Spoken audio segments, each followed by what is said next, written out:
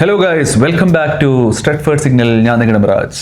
Manchester United സ്ക്വാഡിലെ best player ആരാണ്, അതിനെക്കുറിച്ചിട്ടാണ് നമ്മളിവിടെ വീഡിയോ ചെയ്യാൻ പോകുന്നത്. ഇത് മിറാജ് എന്ന എൻ്റെ പോയിന്റ് ഓഫ് വ്യൂവിൽ നിന്നും പറയുന്ന ഒരു പ്ലെയറാണ് ബേസിക്കലി. തീർച്ചയായിട്ടും നിങ്ങൾക്ക് പല ഡിഫറൻസ് ഓഫ് ഒപ്പീനിയൻസ് ഉണ്ടായിരിക്കാം. അതുകൊണ്ട് തന്നെയാണ് നമ്മുടെ കമ്മ്യൂണിറ്റി ഗ്രോ ചെയ്യുന്നതും. അതുകൊണ്ട് തന്നെയാണ് നമ്മൾക്ക് ഇവിടെ പല പല ഡിസ്കഷൻസ് വെക്കാൻ പറ്റുന്നത്. അപ്പോൾ തീർച്ചയായിട്ടും നിങ്ങളുടെ ഒപ്പീനിയൻ താഴെ തന്നെ ഫസ്റ്റ് കമൻറ്റ് ചെയ്യുക. ആരാണ് നമ്മുടെ സ്ക്വാഡിലെ ദ ബെസ്റ്റ് പ്ലെയർ എന്ന് നിങ്ങൾക്ക് തോന്നുന്നത്. കൂട്ടത്തിൽ പുതിയ ആൾക്കാരുണ്ടെങ്കിൽ സബ്സ്ക്രൈബ് ചെയ്യാൻ മറക്കരുത്. This is A channel for you basically. പുതിയ മാഞ്ചസ്റ്റർ യുണൈറ്റഡ് ഫാൻസ് ഇവിടെ കാണുന്നുണ്ടെങ്കിൽ തീർച്ചയായിട്ടും സബ്സ്ക്രൈബ് ചെയ്യാൻ മറക്കരുത്. അതിന് കൂടുതൽ ബെല്ലൈക്കൺ അമർത്താൻ മറക്കരുത്.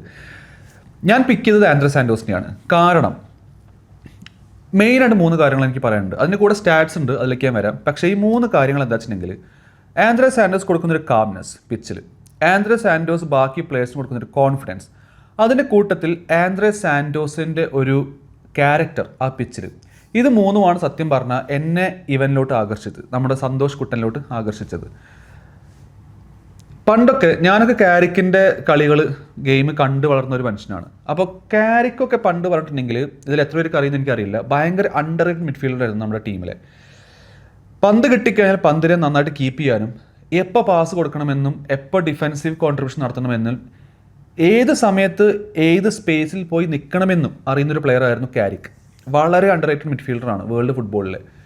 അതേപോലത്തെ ട്രെയ്റ്റ്സാണ് ഞാൻ സത്യം പറഞ്ഞാൽ ആൻഡ്രെ സാന്റോസിൽ കാണുന്നത്. ഞാൻ ഇവിടെ കാരിക്കുമായിട്ട് താരതമ്യം ചെയ്യല്ല, അല്ലെങ്കിൽ നെക്സ്റ്റ് എന്താ പറയുക കാരിക്കാണ് ഇവൻ എന്ന് ഞാൻ പറയുന്നില്ല. പക്ഷേ നമ്മുടെ ടീമിലെ ഒരു ന്യൂ ജെൻ കാരിക്കാണോ ഇവൻ എന്നാണ് ഞാൻ നിങ്ങളോട് ചോദിക്കുന്ന ചോദ്യം.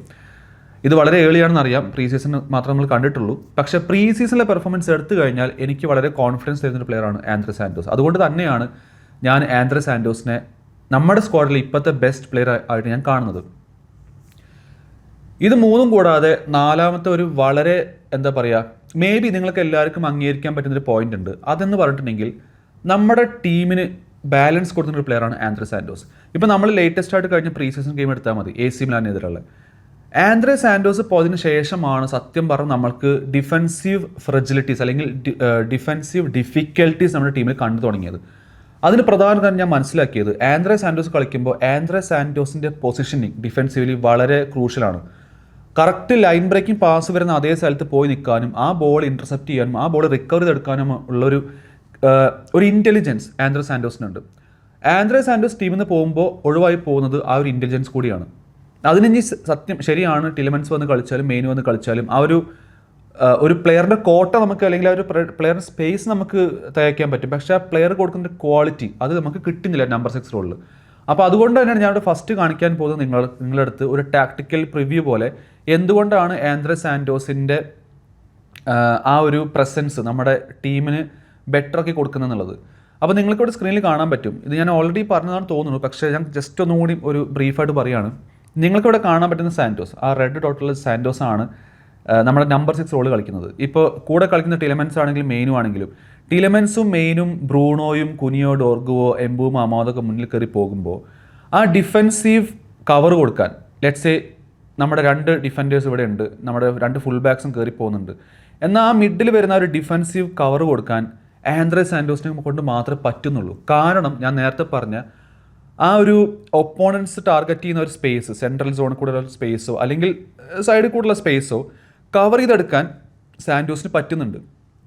അതുകൊണ്ട് തന്നെയാണ് നമ്മൾ സാന്റോസ് കളിക്കുമ്പോൾ നമ്മുടെ ഡിഫെൻസീവ് ഫ്രജിലിറ്റീസ് അധികം കാണാൻ പറ്റാത്തത്. എന്നാൽ AC മിലാനെതിരെയുള്ള മാച്ചിൽ നിങ്ങളെടുത്താൽ മനസ്സിലാവും, 61ാം മിനിറ്റിൽ ആൻഡ്രെ സാന്റോസ് കയറി പോകുമ്പോൾ പകരം കളിക്കാൻ വന്ന ടിലെമൻസ് ആണെങ്കിലും അല്ലെങ്കിൽ പകരം കളിക്കാൻ വന്ന മെയിനും ആണെങ്കിലും ഈ ഒരു ക്വാളിറ്റി അവർക്ക് കൊടുക്കാൻ പറ്റുന്നില്ല. കാരണം ആ ഒരു ക്യാരക്ടറിസ്റ്റിക് ഉള്ളൊരു പ്ലെയർ ആൻഡ്രെ സാന്റോസ് മാത്രമാണ്.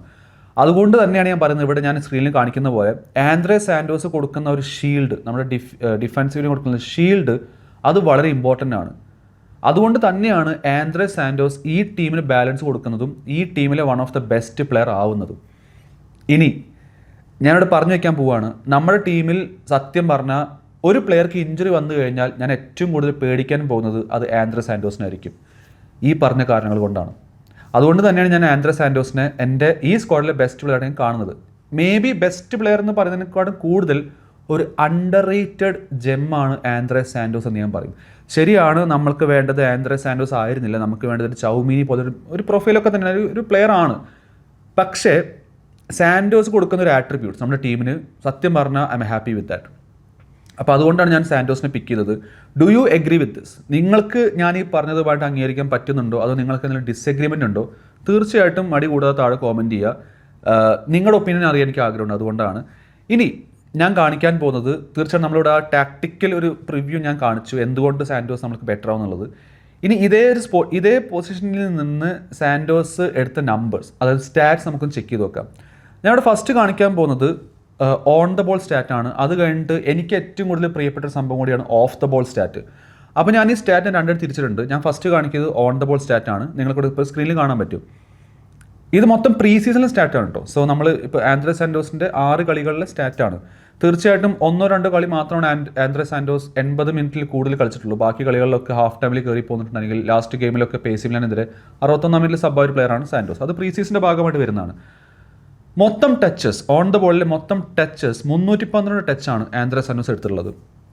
അതിൽ തന്നെ 3 കീ പാസ് മാത്രമാണ് ആന്ത്രസ് സാൻഡോസിന് കൊടുക്കാൻ പറ്റുള്ളത്. കാരണം ആന്ത്രസ് സാൻഡോസ് കളിക്കുന്നത് ഒരു ഡീപ്പർ റോളിലാണ്. ആക്യുറേറ്റ് പാസസ്, അതായത് ഈ പ്രീ സീസണിലുടനീളം കൊടുത്ത ആക്യുറേറ്റ് പാസുകളുടെ എണ്ണം 238ആണ്. 259 പാസിൽ 238 പാസും ആക്യുറേറ്റ് ആയിരുന്നു. അതും 91.9% ആക്യുറസിയിലാണ് ആ പാസ് കൊടുക്കുന്നത്. അതിൽ തന്നെ എനിക്ക് തോന്നുന്നത് ഏറ്റവും നന്നായി കളിച്ച ഗെയിം ഒന്ന് PSG-ക്കെതിരെയും അതേപോലെ തന്നെ ഒന്ന് അത്ലറ്റിക്കോ മാഡ്രിഡിനെതിരെയായിരുന്നു. Passes in the opposition half, again ഞാൻ പലപ്പോഴും പിക്കുന്ന സ്റ്റാറ്റാണിത്. നമുക്ക് പാസ് എവിടെയും കൊടുക്കാം, പക്ഷേ ഞാൻ ഏറ്റവും കൂടുതൽ നോട്ട് ചെയ്യുന്ന ഒരു സംഭവം നമ്മുടെ എതിരാളികളുടെ ആ ബോക്സിൽ പോയിട്ട് എത്രത്തോളം പാസ്സാണ് ഒരു പ്ലെയർക്ക് കൊടുക്കാൻ പറ്റുന്നുള്ളത് എന്നുള്ളതാണ്. ആ ഒരു സംഭവത്തിൽ ഞാൻ വളരെ ഹാപ്പിയാണ് ആന്ത്രസ് സാൻഡോസിൽ. കാരണം 129 പാസ് ട്രൈ ചെയ്തതിൽ 119 പാസും ഒപ്പോസിഷൻ ഹാഫിൽ ആന്ത്രസ് സാൻഡോസിന് കംപ്ലീറ്റ് ചെയ്യാൻ പറ്റുന്നുണ്ട്. വിച്ച് മീൻസ് 92.2% ആക്യുറസിയിൽ ആന്ത്രസ് സാൻഡോസിന് നമ്മുടെ എതിരാളികളുടെ ബോക്സിൽ പോയിട്ട് പാസ് കൊടുക്കാൻ പറ്റിയിട്ടുണ്ട്. Long ball 9 long ball try ചെയ്തതിൽ 5 മാത്രമാണ് കൊടുക്കാൻ പറ്റിയിട്ടുള്ളത്. Which is quite natural. കാരണം ആന്ത്രസ് സാൻഡോസ് ഒരു ലോങ് സ്വിച്ച് നടത്തുന്ന ഒരു പ്ലെയർ അല്ല. അത് പണ്ടേ നമ്മൾ പറഞ്ഞിട്ടുള്ളതാണ്. 55.6% ആയിരുന്നു ആക്യുറസി അതിൻ്റെ. ഇനി എത്ര വട്ടം പന്ത് കളഞ്ഞു? 25 വട്ടമാണ് ആന്ത്രസ് സാൻഡോസ് പന്ത് കളഞ്ഞത്. അഗൈൻ നമ്മൾ ഈ പന്ത് കളയുമ്പോൾ എന്തുകൊണ്ട് ഈ പന്ത് കളിയെന്ന് ചോദിച്ചു കഴിഞ്ഞാൽ, കാരണം നമ്മുടെ ടീമിൽ ഏറ്റവും കൂടുതൽ എനിക്ക് തോന്നുന്നത് ലൈൻ ബ്രേക്കിംഗ് പാസ് കൊടുക്കാൻ നോക്കുന്നൊരു പ്ലെയർ കൂടി ആന്ത്രസ് സാൻഡോസ് ആണ്. അതുകൊണ്ട് തന്നെയാണ് അവൻ്റെ കയ്യിൽ നിന്ന് പന്ത് ലൂസാവുന്നതും. അപ്പോൾ അതൊരു നെഗറ്റീവ് ഞാൻ കാണുന്നില്ല, അതൊരു പോസിറ്റീവ് ഞാൻ കാണുന്നു. കാരണം നമ്മൾ കുറച്ചും കൂടി അറ്റാക്കിംഗ് മൈൻഡഡ് ഫുട്ബോൾ കളിക്കാൻ നോക്കുന്നത് കൊണ്ടാണ് ഈ പന്ത് ലൂസാവുന്നത്. ഇനി എൻ്റെ ഞാൻ നേരത്തെ പറഞ്ഞ പോലെ ഞാൻ നോക്കിക്കാണുന്ന one of the most important ഫാക്ടറാണ് ഓഫ് ദ ബോൾ എങ്ങനെയാണ് ഒരു പ്ലെയർ കളിക്കുന്നത് എന്നുള്ളത്. എസ്പെഷ്യലി നമ്പർ 6 റോൾ കളിക്കുന്ന ഒരു പ്ലെയർ. ആ സ്റ്റേറ്റാണ് ഞാൻ ഇവിടെ കാണിക്കുന്നത്. നിങ്ങൾക്ക് സ്ക്രീനിൽ കാണാൻ പറ്റും. ടാക്കിളുകളുടെ എണ്ണം 12 ടാക്കിളാണ് ആന്ത്രസ് സാൻഡോസ് ചെയ്തത്. അതിൽ 4 എണ്ണം വിൻ ചെയ്തു. ഇൻ്റർസെപ്ഷൻസ് 11 ഇൻ്റർസെപ്ഷൻസ് ഈ കഴിഞ്ഞ 6 പ്രീ സീസൺ മാച്ചിൽ നടത്തി. 13 റിക്കവറീസ് നടത്തിയിട്ടുണ്ട്. ഗ്രൗണ്ട് ഡ്യുവൽസിൻ്റെ എണ്ണം 34 ഗ്രൗണ്ട് ഡ്യുവൽസ് ആന്ത്രസ് സാൻഡോസ് ചെയ്തിട്ടുണ്ട്. അതിൽ 20 എണ്ണം വിൻ ചെയ്തിട്ടുണ്ട്. 2 വട്ടം മാത്രമാണ് ആന്ത്രസ് സാൻഡോസിനെ മറികടന്നിട്ട് ഒരു പ്ലെയർക്ക് പന്തുമായിട്ട് പോകാൻ പറ്റിയിട്ടുള്ളൂ. ഇതാണ് ഞാൻ നേരത്തെ പറഞ്ഞ സംഭവം. ആന്ത്രസ് സാൻഡോസ് കൊടുക്കുന്ന ഡിഫെൻസീവ് ഷീൽഡ് അത് വളരെ അണ്ടർ റേറ്റഡ് അച്ചീവ്മെൻ്റ് ആണ് നമ്മുടെ ടീമിൽ. അതുകൊണ്ട് തന്നെയാണ് ആന്ത്രസ് സാൻഡോസ് നമ്മുടെ ടീമിൽ നിന്ന് സബ്ബായി കയറി പോകുമ്പോൾ ആ ക്വാളിറ്റിയെ റീപ്ലേസ് ചെയ്യാൻ വേണ്ടി ഒരു പ്ലെയർ നമുക്കില്ല എന്ന് നമ്മൾ പറഞ്ഞുകൊണ്ടിരിക്കുന്നത്. ഇതുകൊണ്ട് തന്നെയാണ് മാഞ്ചസ്റ്റർ യുണൈറ്റഡിന് ആന്ത്രസ് സാൻഡോസിനെ പോലെ തന്നെ ആട്രിബ്യൂട്ട്സ് കൊടുക്കാൻ പറ്റുന്ന, അല്ലെങ്കിൽ അങ്ങനത്തെ ഒരു ക്യാരക്ടറിസ്റ്റിക്സ് ഉള്ള ഒരു പ്ലെയർ കൂടി സൈൻ ആവണം എന്നുള്ളത് നമ്മൾ പറഞ്ഞുകൊണ്ടിരിക്കുന്നത്. ഇനി അത് വരില്ല എന്നുള്ളത് നമ്മൾ കണ്ടറിയണം. കാരണം ഇനി 2 ആഴ്ച മാത്രമാണ് ബാക്കിയുള്ളൂ. ഒരാഴ്ച കൂടി മാത്രമേ ബാക്കിയുള്ളൂ. അടുത്ത നമ്മുടെ ഫസ്റ്റ് പ്രീമിയർ ലീഗ് ഗെയിമിന് നമുക്കൊരു മിഡ്ഫീൽഡർ വന്നേ പറ്റുള്ളൂ. അതുകൊണ്ട് തന്നെയാണ് നമ്മുടെ ആന്ത്രസ് സാൻഡോസിനെ പിക്ക് ചെയ്ത് പറഞ്ഞത്. കാരണം ആന്ത്രസ് സാൻഡോസ് കൊടുക്കുന്ന ക്വാളിറ്റി നമ്മുടെ ടീമിൽ വളരെ ഉപകരിക്കുന്നുണ്ട്. ആന്ത്രസ് സാൻഡോസ് കൊടുക്കുന്ന ലൈൻ ബ്രേക്കിംഗ് പാസുകളായാലും അല്ലെങ്കിൽ അവൻ്റെ പെർഫോമൻസ് ആയാലും നമ്മുടെ ടീമിനെ മൊത്തത്തിൽ ബൂസ്റ്റ് ചെയ്യുന്നുണ്ട്. ഞാൻ ഒരു കാര്യം ഞാൻ പറയാൻ ആഗ്രഹിക്കുകയാണ്. നമുക്ക് ഒരു സെൻട്രൽ മിഡ്ഫീൽഡറും ഒരു ഡിഫെൻസീവ് മൈൻഡഡ് സെൻട്രൽ മിഡ്ഫീൽഡറും ഒരു ലെഫ്റ്റ് ബാക്കും വന്നിട്ടില്ലെങ്കിൽ നമ്മുടെ സീസൺ അടപടലം മൂഞ്ചും. ഒരു സംശയം വേണ്ട. കാരണം Andrés സാൻഡോസിന് weekly 2-3 game 90 minute full കളിക്കാൻ പറ്റില്ല. ഫിറ്റ്നസ് ഒരു വലിയ ഇഷ്യൂ ആയി മാറും.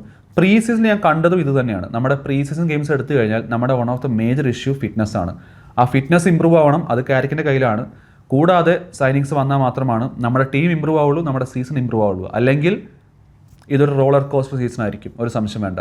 അപ്പോൾ thank you so much for watching the video. Let me know in the comments if you enjoy this video. അതേപോലെ തന്നെ നിങ്ങൾക്ക് ആന്ത്രസ് സാൻഡോസിൽ എത്രത്തോളം കംഫർട്ടബിൾ ആണ് നിങ്ങൾ, അല്ലെങ്കിൽ എത്രത്തോളം കോൺഫിഡൻ്റ് ആണ് നിങ്ങൾ, തീർച്ചയായിട്ടും താഴെ കോമെൻറ്റ് ചെയ്യുക. പുതിയ ആൾക്കാരുണ്ടെങ്കിൽ തീർച്ചയായിട്ടും സബ്സ്ക്രൈബ് ചെയ്യാൻ മറക്കരുത്.